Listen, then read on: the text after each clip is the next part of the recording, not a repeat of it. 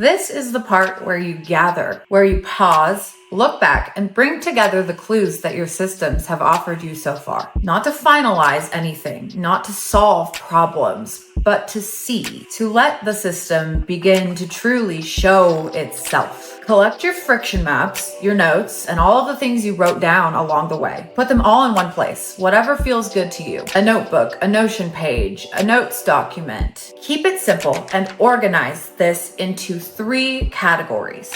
What supported me, where friction showed up, and what you notice about any patterns that are starting to emerge. And then invite your AI partner into this reflection and ask it, looking at what I've shared, what do you see about the system I'm starting to shape? What feels most consistent? And where does the system want to evolve to? There's no rush here. Let the noticing do the work. Watch for the words, patterns, or ideas that seem to flicker beneath the surface. The shape that feels like it's waiting to be named, to be identified, to be noticed. The clues that feel true to you, even if you don't know why yet. Those are the threads worth following. Write down 3 things. 1 sentence that feels most true to you about your emerging system. The strongest support that you've shaped so far that really works for you and has helped you change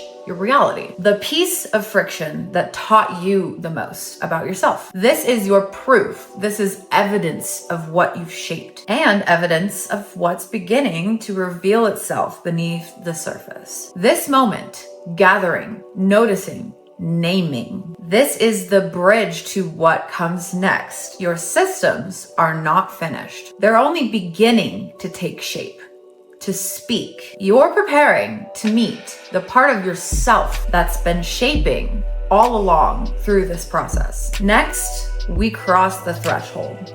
The surface begins to crack. What's beneath starts to emerge. Let's go there together.